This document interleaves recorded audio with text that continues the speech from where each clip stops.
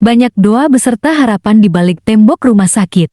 Kalau aku ngelihatnya ya dok, ketika dokter pertama cerita tadi, aku sih pertama ya, mungkin akhirnya kita jadi bersyukur. Hidup yang menurut kita gini-gini aja, ternyata mungkin adalah hidup yang dirindukan oleh orang lain. Yes, betul. Walaupun cuman sehat aja menurut kita, Iya. tapi pasien yang kita Betul. hadapin tuh Betul. justru pengen seperti kita sehat, Betul. walaupun keadaannya tidak Betul. baik-baik saja, misalnya secara ekonomi dan lain sebagainya. Betul. Terus dok ya, ada cerita. Hah. Jadi anak-anak muda Heeh. yang terjebak di satu gua. Kemudian dia tidak bisa keluar. Oke. Dan akhirnya dia berdoa kepada Allah agar bisa mendapatkan petunjuk sehingga keluar dengan bertawassul, artinya menggunakan perantara kebaikan yang dia pernah lakukan.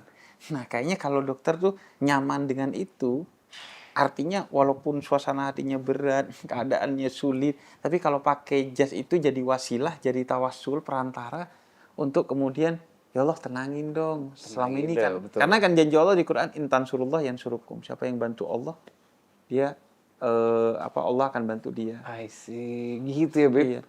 Dan benar tadi Abi bilang bahwa keinginan pasien tuh kita yang sehat, keinginannya ada ribuan. Keinginan pasien cuma satu, sembuh.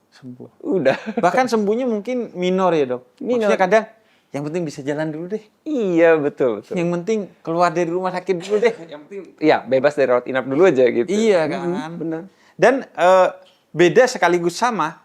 Kalau ini di rumah sakit, kalau saya biasanya di rumah Allah kan. Masjid biasanya di rumah Allah. Tapi rumah sakit tuh gak kalah dari rumah Allah loh, sebagai rumah Allah. Gimana Karena tuh? justru di hadis qudsi Allah katakan, aku sakit kenapa kamu tidak menjengukku. Artinya Allah bersama orang-orang yang sakit. Jadi rumah sakit itu betul-betul Iya, ya.